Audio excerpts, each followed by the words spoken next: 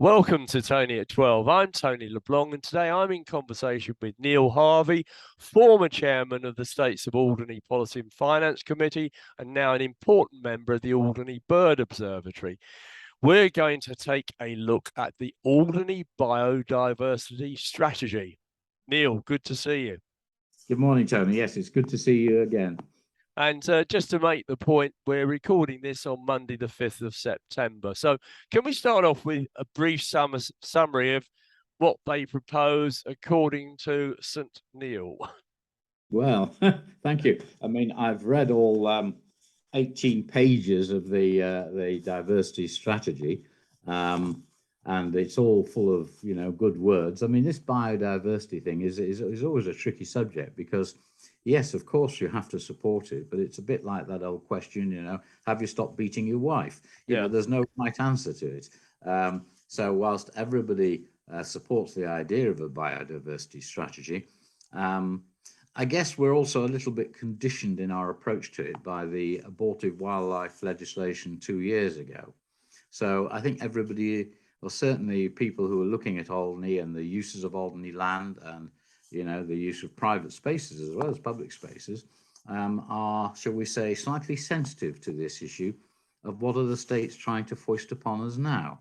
And I say it's full of lots of good words. The protestations of the chair of GSC that this does not mean legislation is all very well, but a strategy document, a policy document that does not change behaviour either by ordinances, which is just legislation by another name, or by ploughing resources into it, is just so much waste paper. Yeah. And I think that many people on the island would say, yes, we love the island. And in fairness, the AWT, who are obviously the prime movers behind this, have, I think, probably had a successful campaign over many years to bring to the attention of people the amazing wildlife that we have here, the wonderful environment. And I doubt whether there are too many people who would argue against that. So, the summation really is, why do we need this when there are so many other pressing problems? Okay, so looking at you as a retired politician, Neil, the consultation period was extended by a few more months, I think. But, being cynical, do you think they were trying a holiday bounce? Well, it's possible, isn't it? I mean, I think there's a great danger that public consultation becomes a tick box exercise where, yes, we've done it. We're not particularly bothered if too many people turn up, and we're not going to pay too much attention to what they all say because we know best. And there's a huge element of we know best in all of this document, which frankly I think is rather insulting to the people of Alderney. It's a nanny state approach. You must not do this, you must do that, and we have all the answers and you don't. And I think that's insulting, frankly.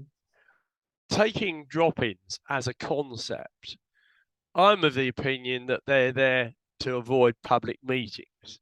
Nothing's put on the record, is it, in terms of Mr. Blogg stands up and says, why is so-and-so happening? And, I really do think public meetings are very, very important because you normally have the press there, and as a result, the meeting goes on the public record.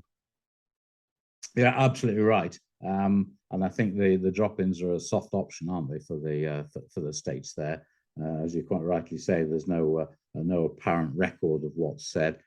Probably recollections of whoever happens to be there at the day, but no proper record. And it's just a smaller version of the states in camera that policy and finance are. The minutes that come out of PNF are so much redacted because of confidentiality, unnecessary confidentiality. In fact, this issue of transparency runs throughout everything the states do, and this is a particular case in point because there is a total lack of transparency about the financial arrangements between the states and AWT. We know they receive certain grants. They receive a general grant. They receive a grant for Ramsar. They receive a grant for the woodland. I don't know what other grants or consultancy fees they receive, but they're not exactly hard up because their last accounts, albeit rather out of date, show £250,000 legacy for scientific purposes. Well, Wow. these are scientific purposes. I wasn't aware of that. I wasn't aware of that. It's in their published accounts, Tony. I shall have a look sometime. Now, the original idea was back in 2020 when they promoted it, and there was a fairly lively meeting at the Buttes, if you recall. I don't know whether you were there. I was there, and basically the states and the Wildlife Trust backed down and said, right, it's quite clear people are not happy with this. We won't take it any further. But of course they have, and if you go onto YouTube, and the reason I stated the date today, if you go on the YouTube as at today, they've still got a video promoting the law made by a civil servant. You know, it shouldn't be there, should it? No. Well, you know, absolutely. I have to draw a distinction here, Tony, with the AWT. I mean, when I first came to Alderney in 2004, I actually worked for them part-time for a short period of time. And I could see they were an extremely well-intentioned bunch of people. And I'm sure that 99% of the members have the best intentions for Alderney, its environment and its wildlife, and that is why they support the AWT. So I draw a distinction between management decisions and the bulk of the members. I think the management decisions, frankly, they need to have I think they need to take a long, hard look at themselves and say, what are we here for? The recent published comments about, you know, we have to be part of politics. Well, that's a worrying trend, and their closeness to the states, both a majority of states members who perhaps go just one step beyond what is reasonable in support, and the use of civil servants to do the AWT's working for them as well. You know, all these things are worrying trends. It's probably not helped by the fact their chairman, who we've never met but has excellent credentials, is based in Jersey. So although our chairman has had regular email correspondence with him, I don't think we've ever managed to engineer a meeting, which is a shame, because we should be working together with the two wildlife organizations should be working together. But I suspect the AWT are happier working with the states. Yeah. Now, at that meeting, the mass drop-in that took place when 40 of us turned up, the chairman of the General Services Committee said, quote, "No regulations, just guidance." So pointless, or is it pointless? Because obviously guidance has to be adhered to, doesn't it? Absolutely, and it will excuse me, it will determine actions, not just policy. Otherwise, as I say, it's waste paper.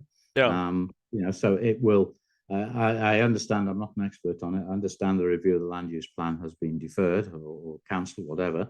But the land use plan has a lot to say on this issue of the environment. Clearly, I think it's probably the most serious document about it, and one that should dictate the direction of planning matters. So in terms of the environment, I would have thought the land use plan is sufficient as long as it's maintained in an up-to-date condition. So yes, will it lead to legislation or ordinances? I mean, there is this creeping suggestion that ordinances are okay. Well, they're not. They're just legislation by another name. And I cannot see that this policy document, strategy document, will have any value whatsoever unless it does lead to change in behaviour. And there's only two ways to change behaviour. One is through persuasion, which probably means resources, and the other is through the stick rather than the carrot. So I think it's disingenuous to say this is just to quote the words of the chairman, it shows how Alderney might be able to rise to the occasion and show our commitment to our highly prized natural environment. That sounds like virtue signaling to me, doesn't it to you? Who are we trying to convince that we are, you know, we prize our diversity and our environment? Because certainly I think the visitors who flocked here this year didn't need any convincing. No, I think the comment is probably patronising, to say the very least.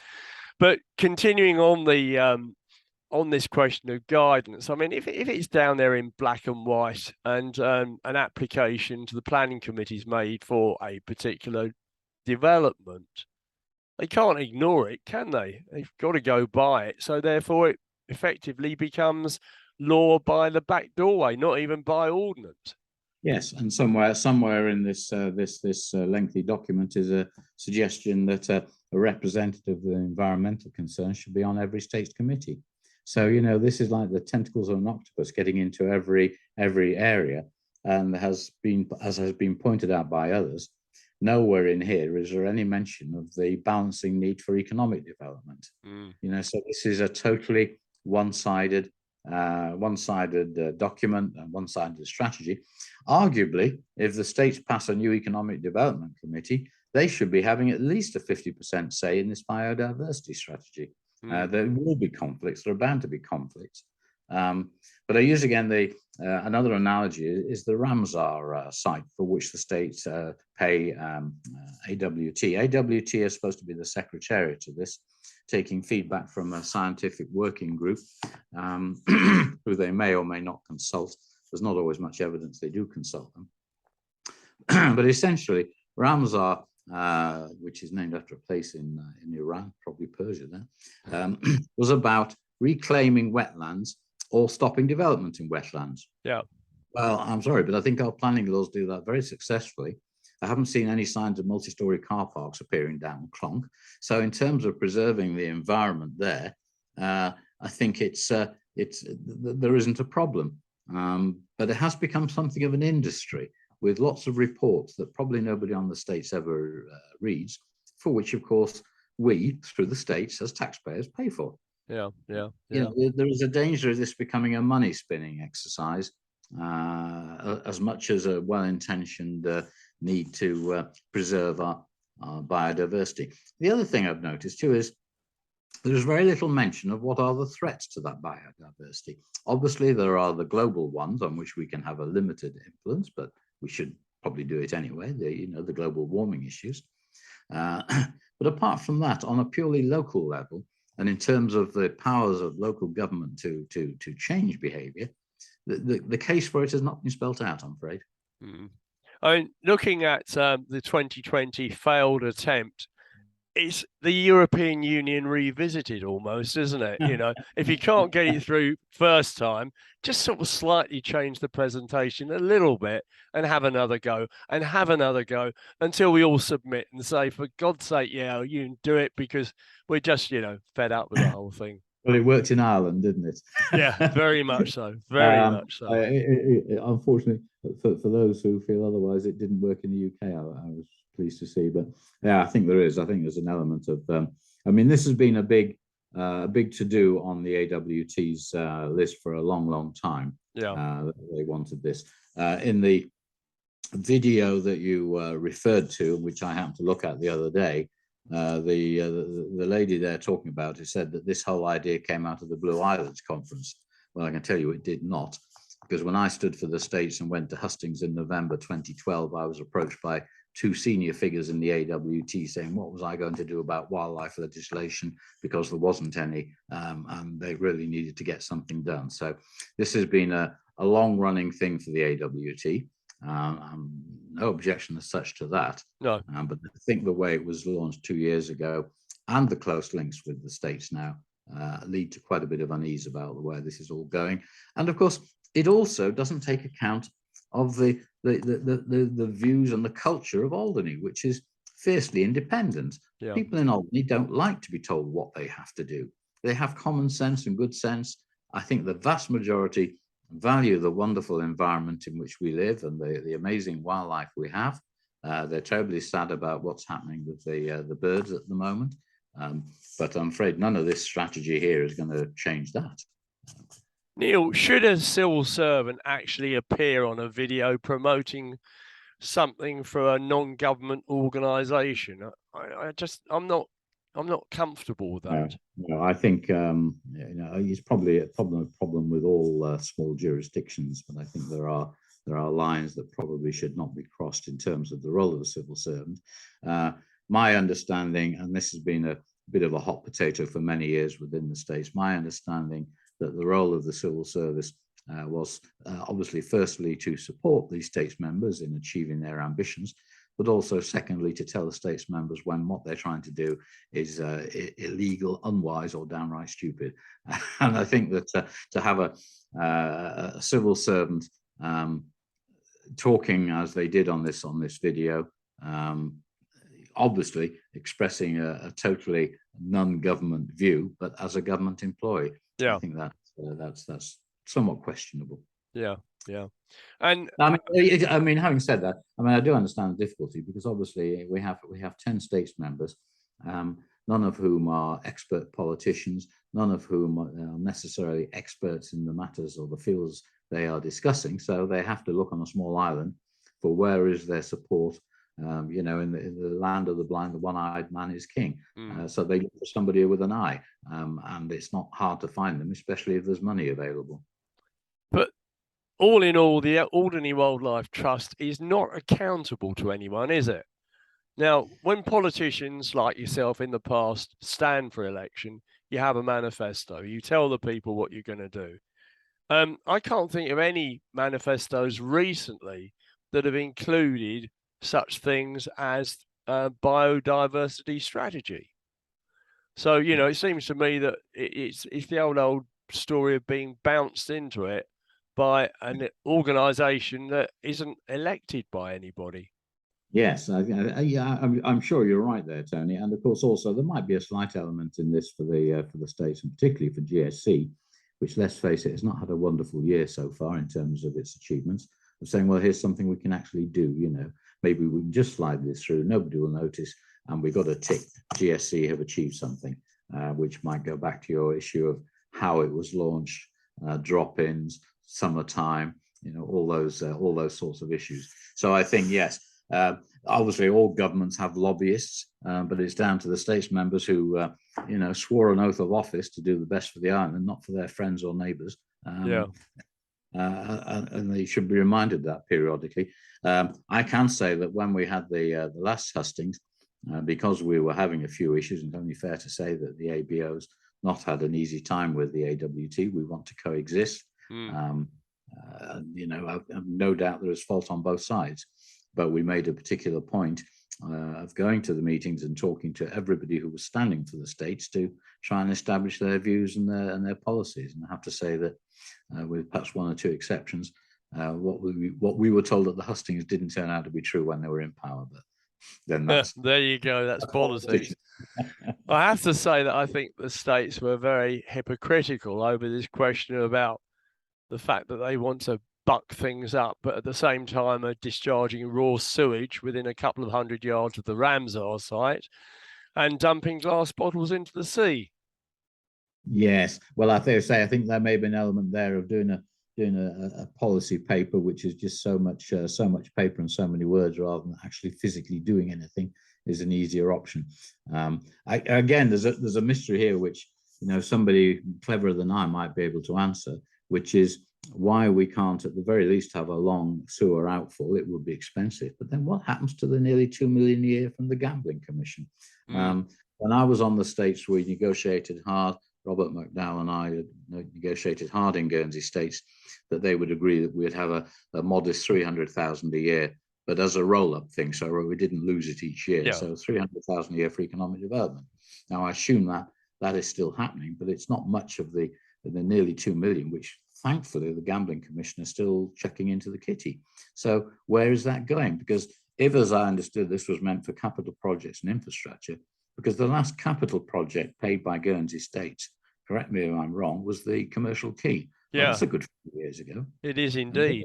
Meanwhile, our infrastructure continues to deteriorate. Down at the harbour, the sewage system. So yes, I don't know why they aren't able to get to grips with that. And as you say, if you're looking at the environment, then that would make a considerable contribution to the environment and the credentials of Alderney states as supporting a green environment. One of the states members made a bit of a funny comment insofar as dumping glass eventually becomes sand. He didn't say how many millions of years that would take. Yes, I've heard the same comment. So I don't know where we go from here on the glass, but the sewage. I mean, where I live, we are unfortunately far enough away from it not to be affected by it, but we can look out to sea and see what I'm sure your nervous viewers will understand is we call the poo slick, because it goes out to sea, obviously attracts the fish, which then attract the birds. So I suppose I'm just doing some good. Yeah, it just seems to me to be totally out of order in this day and age. It's all right. So there are only 2,000 of us and probably 500 discharged through laundry. But having said that, it just doesn't seem right to me. No, I totally understand that view, and it also seems somewhat hypocritical of the states that is avowedly sort of supporting green environment, biodiversity, all of those wonderful things, which clearly we should all support. But they should start their housekeeping at home, perhaps. Where do you think the proposed runway fits into the gannets? Because I mean, obviously, if you're using big planes and a longer runway, there's a big possibility of bird strike, I would have thought, at the very least, and not too good for the gannets in any case. One of my friends, I'm sure won't mind being named, Rod Paris, who is a very experienced aviator, has done a bit of work on this. He's looked at the plans for the extension of the runway and the normal glide slopes, the angle of approach, if you like, to the airport from the western end. And his calculation is that the planes were coming in about 300 feet lower, which is bringing them markedly closer to the gannet rocks. So the poor gannets hadn't got enough to put up with at the moment. Any lengthening of the runway could start to have an impact there. I mean, it's the similar sort of argument about any development. He's also looked at the issue of the possible wind turbine. With some expert help from some avian people, we have now established the most popular, if you like, migration routes around the island to try and establish where wind turbines, which are second biggest killers after cats, where they would impact most on migrant birds. We have provided the states with some information on that, but as I say, I'm not sure how far the wind turbine project has progressed. Yes, it's a closed system, the Earth, isn't it, really? Anything you do in one place is going to have an impact on another, and you need to be aware of the law of unintended consequences and to do the best you can when any change is proposed, and sometimes they're absolutely necessary, to see what the implications are likely to be all across the piece. So yes, I think the gannets are having a dreadful time at the moment, and we wish them well. Yeah. If this were to come about, I mean, I know there's no law of trespass here, so anyone can walk into your property and all the rest of it. But shouldn't we have protection from, the plant police? Well, I think the best protection is not to let them legislate in the first place. Yes, I mean there's a lot of talk in the biodiversity strategy and also in the land use plan about these issues. I don't think, as I say, I think the people who live here are very independent minded, and they really don't want somebody telling them what they should grow in their own gardens or their own patch of land. So I think there could be an issue there. I'm not quite sure what the best way forward on this strategy is. I have to be perfectly honest, because the idea of having something like that is there's nothing wrong with it. It's just the implementation and whether you have enough checks and balances in there to reassure people that this is not going to interfere with what plants they grow in their back garden, within reason, of course. Yeah, quite. Yeah. Certain substances accepted. But no, I think minimal legislation. I'm a great believer in minimal government, and I think when the government has so many other issues that it should be addressing, a lot of them are out of their control, quite understandably, with the limited resources they have. But there are issues. There's the issues around the harbour and landings from ferries. There's the issue of the old Connaught building and the lack of any seeming plan to deal with that at a time when there is a real housing shortage. So I think there are some priorities that the state should be applying their minds to, because any policy they propose, however well intentioned socially, is always going to find some opposition, hopefully minimal if it's a well thought out plan. So I think that I just don't see this as being a top priority. If I were GSC, I'd say, well, okay, well, let's put this right on the back burner, which we know is a long way back, and let's concentrate on some issues that really do need addressing, and which we as a state should have responsibility for. Yeah, like resurfacing the roads where appropriate and things like that. It's not hard to find infrastructural problems Yeah, here, which come back to the states and to GSC in particular. So I think GSC should refocus their ambitions, just as I think AWT should take a long, hard look at themselves, say, what are the good things we do? What are the things that are upsetting people? Is there a reason why they're upset, a good reason why they're upset? You know, we need to rethink our strategy and try and avoid some of the politics that apparently Roland hates. Yeah. With that, Neil, I think we'll say thank you very much for sparing your time and saying how much I've enjoyed talking to you. And I suppose, you know, it's watch this space, isn't it? Absolutely, yeah. Well, Yeah. thank you, Tony. It's always good to to have a chew over these issues, and thank you for the opportunity of doing that. My pleasure. All the very best. Cheers. Thanks, Tony. Bye for now.